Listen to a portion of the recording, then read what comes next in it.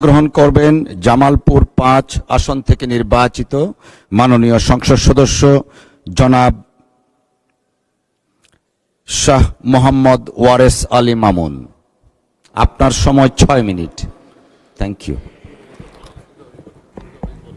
মাননীয় স্পিকার, আপনাকে ধন্যবাদ।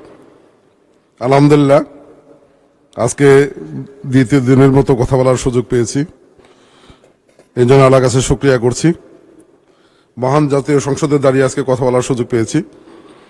আমাদের প্রিয় নেতা বিএনপির মাননীয় চেয়ারম্যান, মাননীয় প্রধানমন্ত্রী আমাকে মনোনয়ন দিয়ে এখানে আসার সুযোগ করে দিয়েছেন। আমি কৃতজ্ঞতা জানাচ্ছি। আমাদের জাতির সবচেয়ে বড় অর্জন স্বাধীন বাংলাদেশ।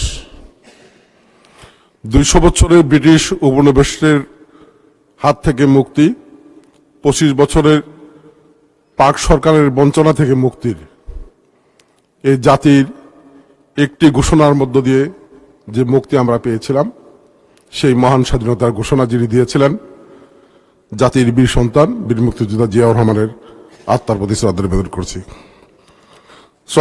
করছি যে স্বাধীনতার মূল মন্ত্র গণতন্ত্র।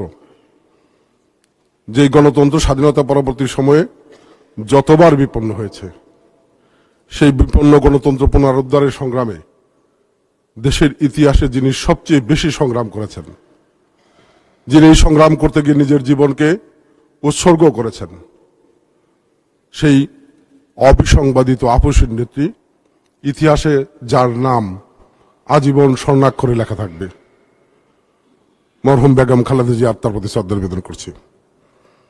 আমি কৃতজ্ঞতা জানাচ্ছি আমার নির্বাচনী আসন জামালপুর ৫, জামালপুর সদর উপজেলার ১৫টি ইউনিয়ন এবং জামালপুর পৌরসভার একটি বৃহৎ আয়তনের পৌরসভা, ৫৩ বর্গ কিলোমিটার এলাকা, যেখানে ৫,৭৪,০০০ ভোটার, যারা আমাকে আজকের এই মহান সংসদে আসার এবং দাঁড়িয়ে কথা বলার সুযোগ করে দিয়েছিলাম, তাদের প্রতি কৃতজ্ঞতা জানাচ্ছি। মাননীয় স্পিকার, সঙ্গত কারণেই আমার এলাকাটি অত্যন্ত বঞ্চিত এলাকা। অসংখ্য সমস্যা, একই সাথে অসংখ্য সম্ভাবনা নিয়ে আজকে এখানে দাঁড়িয়েছি। আমি আমার এলাকার কথা বলার আগে আমি আপনাকে ধন্যবাদ জানাই, কৃতজ্ঞতা জানাই যে বিগত ফ্যাসিস্টের পতনের আন্দোলনে আমি এবং আমার জামালপুরের অসংখ্য নেতাকর্মী মামলার শিকার হয়েছি। আমার অসংখ্য সহযোদ্ধা গ্রেপ্তার হয়েছিলেন। আমি সেই সময় আপনার কাছে যতবার এসেছি, আপনি আন্তরিকভাবে আইনি মোকাবেলায় নিজে সশরীরে দাঁড়িয়ে সহযোগিতা করছেন, এর জন্য আমি কৃতজ্ঞতা জানাচ্ছি। ভালো লাগছে যে আপনি আজকে মাননীয় স্পিকারের চেয়ারে বসা। মাননীয় স্পিকার, আমার এলাকার অসংখ্য সমস্যা, অসংখ্য সম্ভাবনাও রয়েছে। আমার এলাকায় বিএনপির ৯১ সরকারের সময় ৫০ শয্যার হাসপাতাল ২৫০ শয্যা হয়েছিল। ২০০১-এর সরকারের সময় সেখানে নার্সিং ইনস্টিটিউট হয়েছিল। দুর্ভাগ্যক্রমে নির্বাচন প্রহসনে পরিণত হওয়ার কারণে বিএনপি দীর্ঘদিন ক্ষমতায় আসতে পারে নাই। সেখানে একটি মেডিকেল কলেজ হয়েছে নামমাত্র, এটা এখনো পূর্ণাঙ্গ রূপ পায় নাই। সেখানে হাসপাতাল সহ অবকাঠামোগত নানা উন্নয়ন না হওয়ার কারণে সেখানে ছাত্রছাত্রীরা নানা সংকটে ভুগছে, নানা সমস্যায় ভুগছে। জামালপুরে বর্তমানে হাসপাতালের যে চিত্র, ২৫০ শয্যার হাসপাতাল, প্রতিদিন ৭০০, ৮০০, ৯০০ পর্যন্ত রোগী ভর্তি হচ্ছে।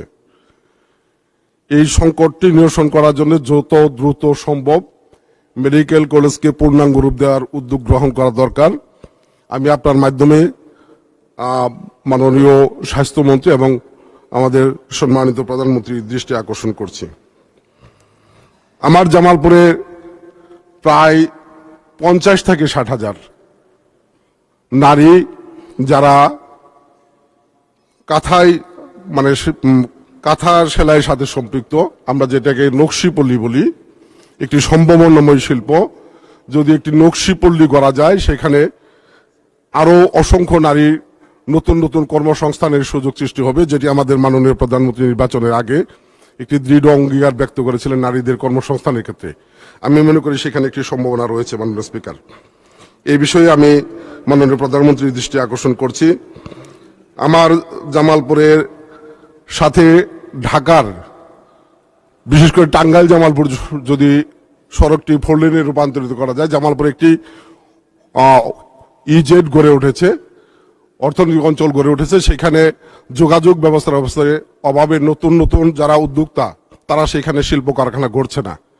যদি এটি 4 লেনে রূপান্তরিত করা যায়, আমার বিশ্বাস যে নতুন নতুন অসংখ্য যারা শিল্প উদ্যোক্তা তারা সেখানে নতুন নতুন শিল্প কারখানা গড়ে তুলবে এবং সেখানে নতুন কর্মসংস্থানের সুযোগ সৃষ্টি হবে।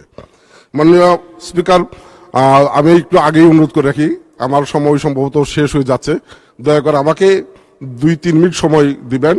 জীবনের প্রথম কথা বলার সুযোগ পেয়েছি, পরবর্তী সময় পাবো কিনা জানি না।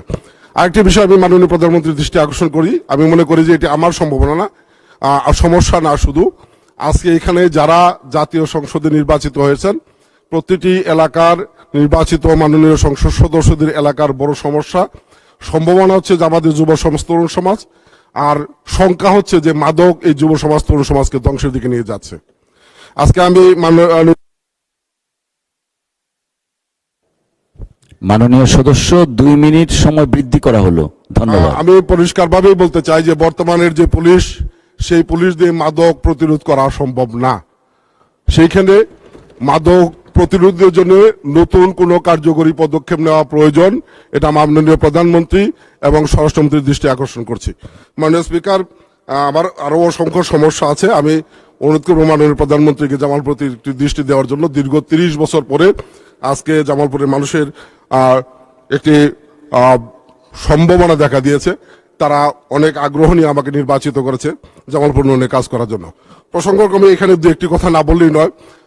আমাদের একজন সদস্য বক্তৃতা করেছেন যে তাদের বিপ্লবের কারণে, তাদের রক্তের কারণে আজকে তারেক রহমান প্রধানমন্ত্রী, আজকে সালাউদ্দিন আহমেদ স্বরাষ্ট্রমন্ত্রী। তাকে স্মরণ করে দিয়ে বলে দিতে চাই যে আপনাদের নিশ্চয় খেয়াল আছে যে এই দেশের মহান স্বাধীনতার ঘোষণা দিয়েছিলেন জিয়াউর রহমান। নিজের জীবন বাজি রেখে সশস্ত্র যুদ্ধ করে নেতৃত্ব দিয়েছেন যিনি তারেক রহমানের পিতা। এদেশের গণতন্ত্র মুক্তির সংগ্রামে বেগম খালেদা জিয়া জীবনকে উৎসর্গ করেছেন, জেল খেটেছেন, চিকিৎসা পান নাই, কিন্তু একটা মুহূর্তের জন্যও এই স্বৈরাচার পতনের আন্দোলন থেকে বিন্দু মাত্র বিচ্যুত হন নাই। আপনারা 6 জন ডিবি কার্যালয়ে গিয়ে আন্দোলন প্রত্যাহারের কথা ঘোষণা করেছিলেন। খালেদা জিয়া জীবন উৎসর্গ করেছে, জনগণের মুক্তির আন্দোলন থেকে 1 মিনিটের জন্য সরে আসে নাই। এটি আপনাদের খেয়াল রাখা প্রয়োজন। যে তারেক রহমানের কথা বলেছেন, 2006 সালকে তারেক রহমানকে গ্রেপ্তার করার পরে তাকে মেরে ফেলার জন্য অমানসিকভাবে নির্যাতন করা হয়েছিল। তিনি আজকে সবচেয়ে নির্যাতিত মানুষ। যে স্বরাষ্ট্রমন্ত্রীর কথা বলেছেন, তাকে অপহরণ করে দীর্ঘদিন অবহেলিত অবস্থায় রাখা হয়েছিল। আপনি ভাগ্যবান, জীবনের প্রথম প্রহরেই এমপি হয়েছেন। বিএনপির অসংখ্য নেতাকর্মী 17 বছর সংগ্রাম করে দুনিয়া থেকে জ্বরে গিয়েছেন, এমপি হওয়ার সুযোগটুকু পায় নাই। বিএনপির সম্পর্কে বলতে গেলে এদেশে গণতন্ত্র মুক্তির ধন্যবাদ মাননীয়